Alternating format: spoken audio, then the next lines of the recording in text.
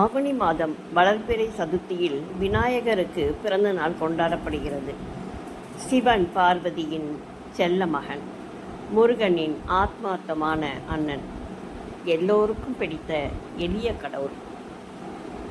தலையில் 3 முறை குட்டி தோப்புக்கரணம் போட்டுவிட்டால் போதும், குஷியாகி விடுவார். வேலியோரங்களில் முளைத்திருக்கும் அருகம்புல், எருக்கம்பூ, தும்பைப்பூ போன்ற பூக்களே போதும்.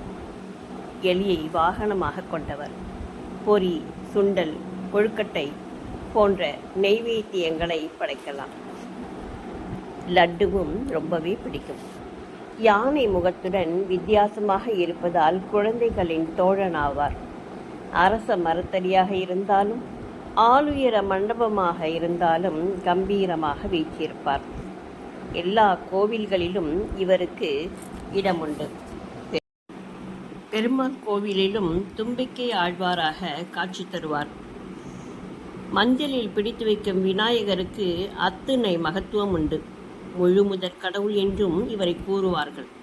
ஆடம்பரங்களை விரும்பாதவர், அன்பை மட்டுமே யாசிப்பார். முருகனுக்கு திருமணம் செய்து வைத்தவர், தான் திருமணம் செய்து கொள்ளாதவர். அம்மை அப்பனே முதல் தெய்வம் என்றவர், அவர்களை வலம் வந்து ஞானப்பழத்தை பெற்றவர். எலியிடமும் அன்பு காட்டியவர், எளிமையின் நாயகராக வீற்றிருப்பவர். எல்லோருக்கும் இஷ்டமானவர், கஷ்டங்களை போக்கி கவலையை தீர்ப்பவர். களிநடனம் புரிந்தவர், கள்ளமில்லா உள்ளம் கொண்டவர். கேட்டவர்க்கு கேட்டபடி வரத்தை தந்து அருளுபவர்.